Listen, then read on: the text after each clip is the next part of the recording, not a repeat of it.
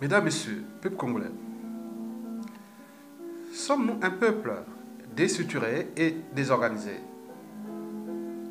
Pour répondre à cette question, il faut d'abord se demander, est-ce que nous sommes un peuple? Et pourquoi? Parce que depuis que la France nous a colonisés, nous sommes là en train toujours de pleurer cette histoire coloniale. Et même de l'esclavage d'ailleurs. Vous savez que la France a été occupée au moins 4 fois. Une fois par le Portugal, une fois par la Prusse, c'est-à-dire l'Allemagne, 2 fois par l'Espagne et une fois par les Anglais pendant la guerre de 100 ans. En réalité, cette guerre aurait duré 117 ans et 38 minutes. Eh bien oui. Et à chaque fois, la France s'en est toujours remise de ses cendres et de l'occupation. Mais nous, à l'échelle congolaise, africaine, et que dalle. Mesdames, Messieurs, peuple congolais, regardez cette image. Elle symbolise la France humiliée, occupée. Cette image avait traversé le monde au moment de la débâcle de 1940. Quand la France fut attaquée, humiliée par le nazisme, l'occupation. Eh bien oui. Mais pourquoi le monsieur pleurait? Parce que oui, il n'avait pas perdu un membre de la famille ou autre. Parce que, pour cet esprit que vous voyez, qui symbolise le monde libre, lui, il pleurait parce qu'il est libre, il est digne. Parce que la liberté, le courage et la dignité font partie de l'esprit humain. Et si cette liberté, dignité et courage individuel intégré à l'échelle d'un peuple et devient de force pour les nations. Et donc ce monsieur pleurait l'humiliation de la France. Mais non, c'est pas possible. C'est pas possible. On n'est pas des esclaves. On ne se soumettra jamais au nazisme. On va se battre. Mais nous, on restait seulement à pleurer, à s'indigner. Parce que l'indignation, c'est l'inaction. L'indignation, c'est l'inaction. Le courage, c'est l'action. Mais faut-il avoir le courage? Eh bien oui, mesdames, messieurs, peuple congolais. Ah oui, l'image qui a symbolisé là. Bien sûr que, comme on l'avait dit, hein, ah oui, Margaret Mead, l'anthropologue, elle avait bien dit, hein, ne doutez jamais qu'un petit groupe d'individus conscients et engagés puisse changer le monde. Historiquement, c'est toujours de cette façon que le changement s'est produit. Mais faut-il avoir à l'échelle de votre peuple des individus conscients et engagés? C'est un problème de proportion ou des statistiques des individus libres et conscients dans leur effort intérieur. Parce que la liberté d'un peuple, oui, la liberté d'un peuple, c'est d'abord la somme de libertés individuelles. Il faut déjà que l'individu soit libre dans son fort intérieur. Bien sûr qu'elle peut être prédisposée au niveau génétique, oui. Ce n'est pas que le problème d'éducation, quand on dit que l'individu a aux valeurs de liberté, de justice et de dignité, de courage. Non, mais ce courage, cette liberté, cette dignité peut être aussi de manière programmée, déjà prédisposée. Oui, on ne se laissera pas faire. Donc, bien sûr que la France fut humiliée plusieurs reprises dans l'histoire de ce peuple français, l'esprit français. Ils se sont battus, toujours. Donc, ils ont agité leurs neurones. Donc, ils se sont restructurés, réorganisés et managés la résistance et la contestation. Mesdames, Messieurs, bien entendu. Bon, ça a commencé déjà par l'appel, oui, du général de Gaulle, hein, l'appel aux Français. Est-ce que depuis 1997, nous avions eu un appel de ce type? Mais pourquoi? Non, parce que nous ne sommes pas un peuple. Nous sommes une mosaïque de tribus, chacune avec ses intérêts particuliers et partisans. Et dans un milieu où tout est désorganisé, déstructuré, ceux qui sont malins abusent de ces écosystèmes culturels ou anthropologiques ou culturels et qui ne sont pas organisés, bien sûr, parce que nous ne sommes pas un peuple, nous sommes une mosaïque des tribus. Et ça se voit d'ailleurs. Regardez déjà en 1940, dès qu'ils étaient attaqués, la France est attaquée au 18... je sais pas, au début juin 1940. À peine là, même pas une semaine, il y a un appel général. Écoutez cet appel-là. Moi, je ne vais pas aller en détail sur cet appel parce que, bon, il y a le paradoxe quelque part. Voilà, bref. C'était à tous les Français. La France a perdu une bataille.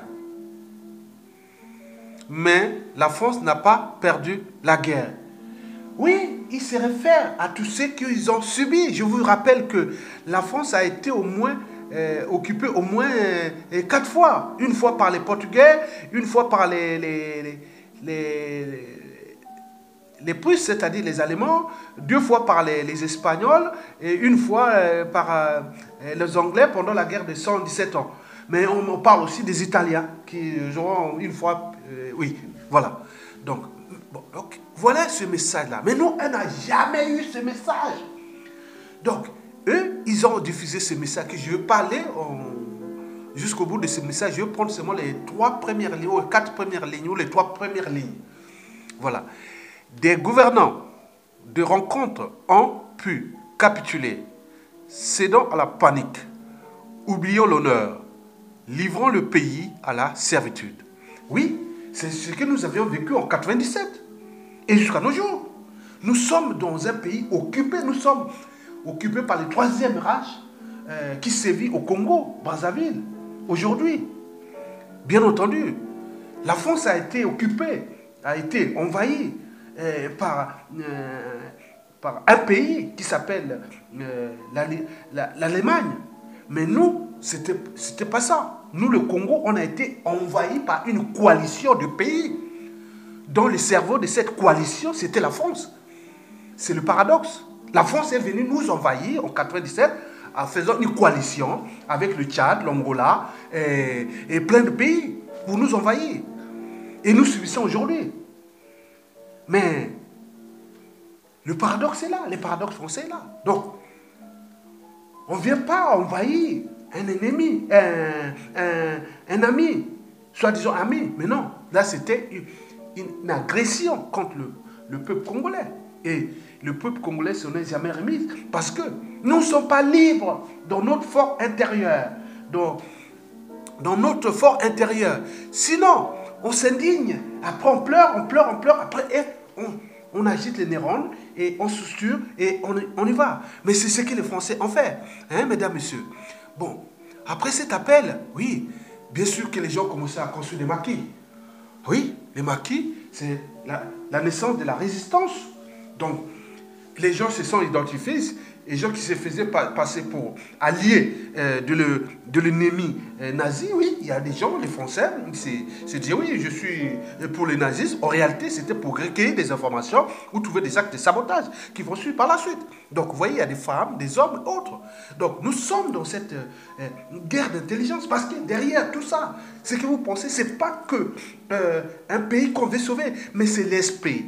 L'esprit de la liberté, de la dignité, du courage d'oser dire non et d'agir.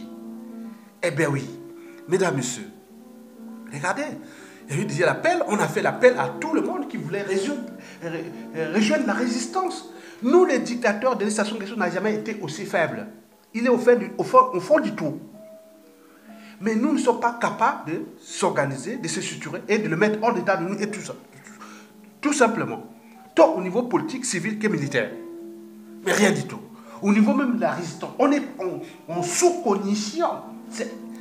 La sous-cognition, c'est-à-dire l'intelligence est très très basse. C'est comme un rythme cardiaque qui bat très très bas.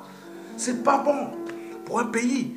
Donc les gens ne sont pas à structurer. D'abord, pourquoi? Parce que nous ne sommes pas un peuple, nous sommes d'abord une mosaïque des tribus, chacune avec ses intérêts particuliers, partisans, chacun attend son tour pour avoir son président, alors que l'intérêt général, on oublie complètement. Et dans cet embrouille, les malins viennent en profiter. Les gros poissons mangent des petits poissons, et ceux qui sont bêtes, ils seront toujours bouffés. Donc, l'intelligence, c'est une forme d'adaptation, de structuration, d'organisation, de la contestation aussi. Mais nous ne sommes pas capables, à cause de ces intérêts particuliers et partisans, et de la culture du bouc émissaire, la faute toujours à l'autre. On n'est pas capable de prendre ses responsabilités individuellement et collectivement à l'échelle nationale pour mettre hors d'état de nuit celui qui a été placé là pour nous rendre tous à la servitude. Mesdames, Messieurs, peuple congolais, eh bien oui, vous avez tout le matériel du résistant, de l'époque, quoi. Vous avez l'arme, il y a l'arme là, vous avez tout à manger, les cagoules, les mines, tout ça. Nous, on demande au Congo, par exemple, on n'a pas d'armes, on n'a pas des armes au Congo. Mais il y a des mines, il y a des petites mines, il y a des grenades, il y a des trucs. Mais les gens, les Congolais, ne sont même pas capables de prendre une grenade et lancer sur un truc de police. Boum, ça pète. Et si ça passe partout, les militaires savent qu'il y a des grenades par-ci, par-là. Ce n'est pas des trucs qu'on va prendre les chars ou des avions de chasse ou des hélicoptères. Non, c'est des petits trucs qui peuvent nuire. Au Congo, toutes l'armée, même si on a réduit au silence, n'ont même plus d'armes, mais il reste les petites armes sales, qui sont les mines, les grenades, les pistolets. Non, on peut tout faire. Mais donc, il manque ça parce qu'on est un peuple de moutons. Un peuple de moutons, c'est un peuple qui n'est pas intelligent, qui n'est pas structuré ni organisé. Encore, le plus grave, c'est qu'ils ne sont pas courageux, sinon ça se saurait. Au Congo-Brazzaville, aujourd'hui, les femmes sont plus courageuses que les militaires. Ça, il faut le dire, c'est ça. Un petit enfant est plus courageux que ses militaires. Il y a un problème pour la survie d'une nation. Et ça se voit, le rôle d'une nation, c'est défendre le peuple et la nation. Au moment où le peuple est en danger, chacun peut désobéir à son haut commandement et prendre des responsabilités et organiser, partager ses moyens de sabotage. Voilà, c'est que nous allons parler tout à l'heure. Mesdames, Messieurs, pourquoi? Je reviens sur pour parler toujours de cet appel. Bon, pourquoi? Parce que, l'appel des Français, comme il s'est passé dans toute l'Europe, même ailleurs dans le monde, quand ils sont attaqués, occupés par les forces de l'occupation ou par l'injustice ou par l'oppresseur. Mais souvent on appelle, parce que pourquoi? Parce que je vous donne un exemple simple. La valeur d'un peuple ne se mesure pas à l'individu intelligent ou non. Non plus à l'individu libre, digne et courageux ou non. La valeur d'un peuple, en fait, se mesure en termes de collectivité. D'oser dire non. C'est-à-dire de s'indigner d'abord, oui, c'est l'émotion, et puis on agit des fonctions cognitives. Ça veut dire on se situe, on s'organise et enfin on agit, soit contre celui qui vous a humilié, ou contre, pour celui qui amène l'injustice, et on agit. Donc le but est d'agir et le faire. Voilà, donc c'est un combat, la vie c'est un combat permanent. Mais nous on peut faire rester sur l'indignation, les boucs émissaires, les amalgames et autres, et la division autre, mais ça range les forces d'occupation. Parce que nous ne sommes pas libres dans notre fort intérieur. Sinon ça se saurait. Mesdames, Messieurs, donc, voyez là les maquis, avec tout le matériel. On peut le faire à Brazzaville, on a dit, il y a des pneus, on a des pneus, il y a des voitures, il y a des essences, il y a des pétrole, il y a tout. On peut faire des trucs là-bas, il suffit de s'entendre, parce que la condition sociale et tout ça qui touche le Congolais, mais c'est du nord au sud, des quartiers sud de Brazzaville au nord. Mais pourquoi chercher toujours à faire, ah oui, c'est les problèmes des nord, des Mboshi, mais ça c'est représentatif ou représentatif des sociétés déstructurées ou désorganisées. Voilà. Ou même des sociétés ou des peuples de moutons. C'est la faute à l'autre. Parce que c'est les peuples de loups ou de buffles. Quand ils sont attaqués, après, ils viennent toujours charger et attaquer. Souvent, il y a la casse des deux côtés. Mais les peuples de moutons, généralement, ils disent, ah oui, à qui le tour, voilà. Mais ça, c'est bien. Regardez comment les loups attaquent les moutons. C'est très vite. Mais regardez, même les guineaux, parfois, ils arrivent quand même parfois à attaquer, à se battre contre les lions. Mais souvent, c'est les lions qui les attaquent. Mais les buffles, non. Il y a la casse de l'autre côté. Mais nous ne sommes pas ce peuple. Les peuples, là, on les trouve en Europe, on les trouve dans le monde arabe, on les trouve dans le monde asiatique, ailleurs. Parce que c'est dans le sang, c'est dans les gènes, dans la génétique. Une prédisposition génétique, même si ça dépend aussi des facteurs épigénétiques, c'est-à-dire un fait d'entraînement. Ça veut dire qu'on s'entraîne à être digne, libre et courageux. Mais c'est vrai. Donc on peut motiver rien du tout. Même déjà, Che Guevara, quand il est parti au Congo belge, à l'époque, aujourd'hui la République démocratique du Congo, il s'était rendu compte que les gens sont mous, quoi. C'est comme un enfant qui a une malformation. Quand une malformation, il ne s'est pas bougé par rapport aux autres enfants, on dit que l'enfant est malade, quoi. Mais Che Guevara est allé chercher à se battre pour les libérer là-bas, mais ils voyaient que c'est des gens qui ne savent pas se battre. Il faut leur donner des armes pour aller tuer quelqu'un, bon c'est tout. Mais pour s'organiser et défendre leur liberté, ils ne sont pas courageux. Donc Che Guevara était obligé de se barrer. On voit la suite aujourd'hui. En République démocratique du Congo, 100 millions d'habitants, 20 millions à Kinshasa, ils ne sont pas capables de faire comme les buffles et sacrifier même 1 million et prendre la liberté et reprendre le pays. Ils préfèrent s'indigner et en même temps, le gars continue à les tuer petit à petit et comme fait Sassou Nguesso en face. C'est un effet d'entraînement entre les dictateurs. Donc, c'est ce que vous avez compris. Donc, mesdames, messieurs, donc, je vous informe que la résistance ici, elle s'est organisée dès 1940. Après je peux vous donner les dates. Par exemple, les dates connues de la France. La France a attaqué en 1940. Dès 1940, là, qu'est-ce qui s'est passé? Il n'y avait pas beaucoup de gens. Donc, les gens étaient encore dans le choc, dans l'indignation, dès l'action. Mais il y avait des gens quand même qui distribuaient déjà des tracts. Ils fabriquaient des journaux clandestins pour informer déjà la population. Et nous avons aujourd'hui l'Internet. Même si l'Internet est coupé là-bas, il y a censure, mais il y a des réseaux qu'on peut diffuser l'information là-bas, que l'individu soit au courant. Bon, je vous informe qu'en 1941, donc toujours dans la résistance, il y a eu déjà les communistes, hein, bon, et les francs-tireurs et partisans. Vous avez entendu le chant des partisans. C'était en 1941. On appelait tout le monde à aller sur le terrain faire des actes de sabotage et pour que l'ennemi connaisse du sang. Donc c'était comme ça. Donc on ne laisse pas faire. On ne se laisse pas faire. On ne lâche rien. Mais nous, on lâche tout. On peut faire s'indigner, pleurer et autres. C'est tout. Mais non, ce n'est pas possible. Agitez vos neurones. Mais voilà. Donc c'est ça. Bon, en 1941, il y avait déjà ça. Bon, passons en 1942. En 1942, c'est-à-dire, ils ont lancé le message de refus de la collaboration. Maintenant, quand je vois aujourd'hui au Congo-Brazzaville, Sassou Nguesso, on dit que c'est l'embauché, les Nord. Non, ça soutient le pouvoir de Sassou Nguesso parce qu'il y a beaucoup de complices dans le sud du Congo. La région des tiers de la population du Congo sont au sud. Toutes les structures économiques et autres qui fournissent aujourd'hui les ressources de Sassou, dans le pétrole et autres, sont au sud.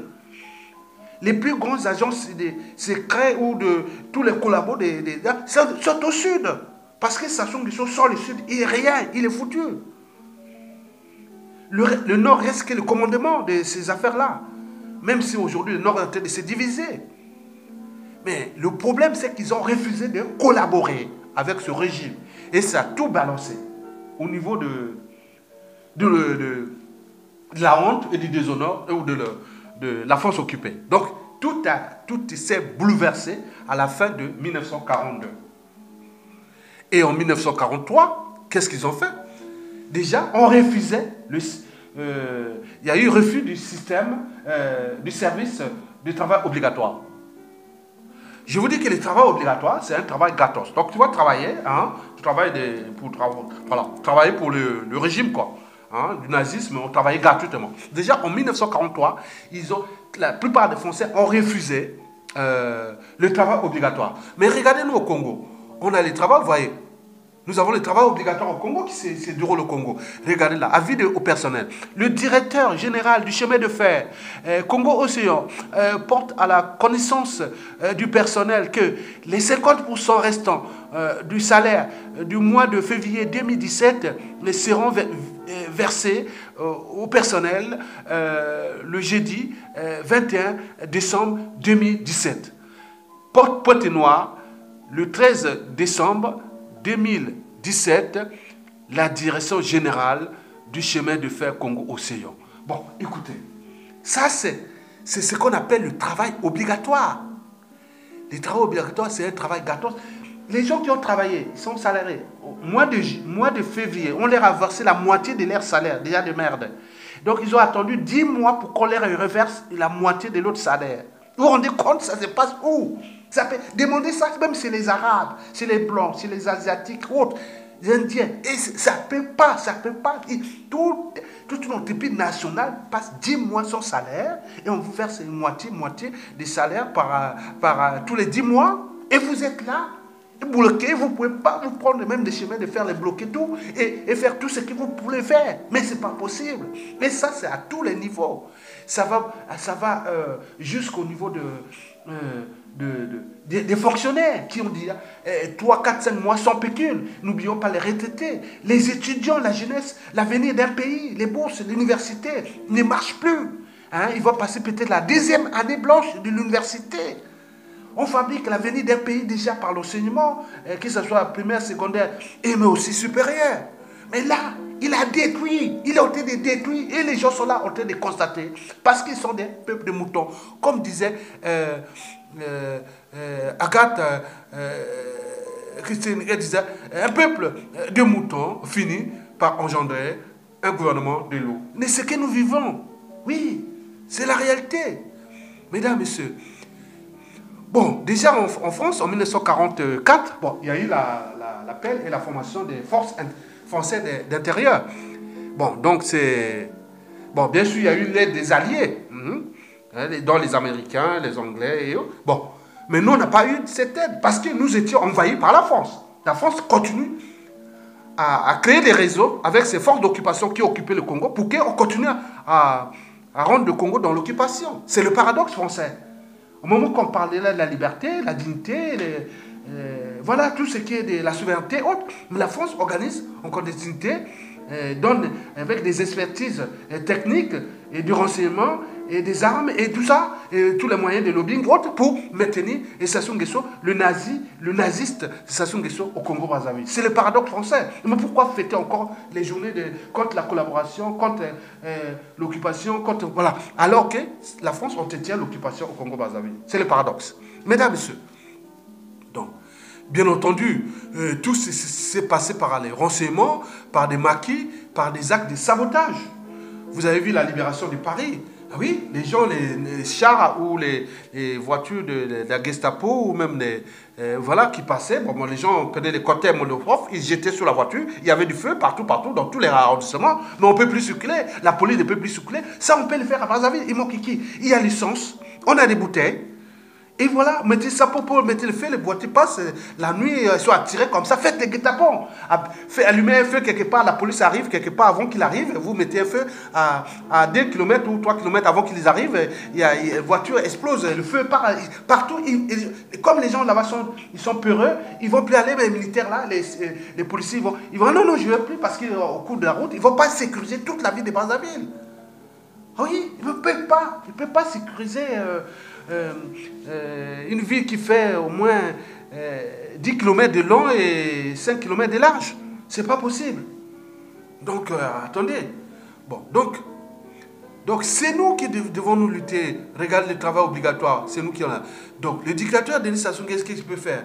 Bon, il est bien sûr le fils du diable. Qu'est-ce qu'il a dit? Il a dit, Père, j'ai toujours été fidèle à tes engagements. Je suis ton seul héritier sur terre, bien entendu. J'ai fait subir le pire à ce peuple de moutons congolais. Je l'ai affamé, violé, humilié, terrorisé, traumatisé, massacré. Des villages entiers, fait couler des torrents de sang. Eh bien oui. Et des larmes. J'ai couché avec mes filles, ma mère. J'ai couché avec mes belles-sœurs, les femmes de mes collaborateurs. les filles de mes collaborateurs, les filles de mes amis, je suis le mal. Mais je me rends compte que je perds du pied. Qu'est-ce que je peux encore faire? Mais non, il va continuer. Puisque il est en face, il est rentré dans la nasse, dans l'entonnoir du mal. Oui, donc il va continuer puisqu'il est en face d'un peuple de moutons. Donc ça ne va pas s'arrêter. Bien au contraire. Donc il va continuer. Mais ça, ce qu'on dit là, c'est simplement de l'indignation. Mais il n'y a pas d'action.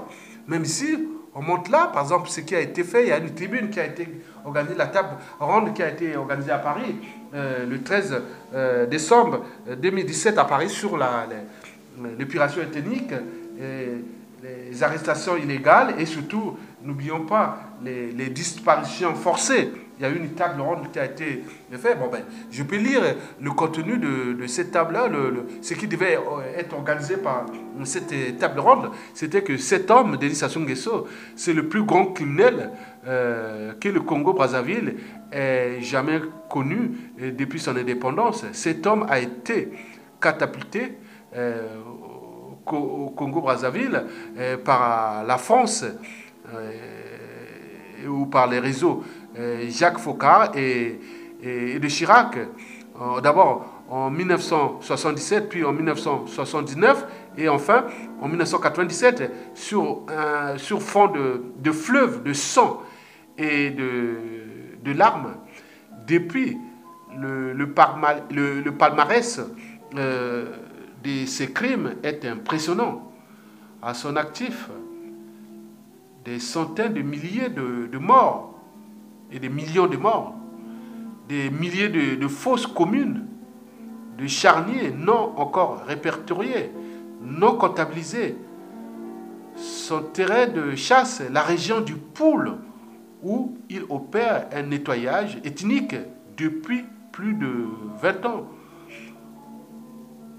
Au total, impunité. Pour ses intérêts, c'est le seul cadeau que la France a fait aux populations congolaises qui trinquent. Si vous recevez cette image, ne le gardez pas pour vous.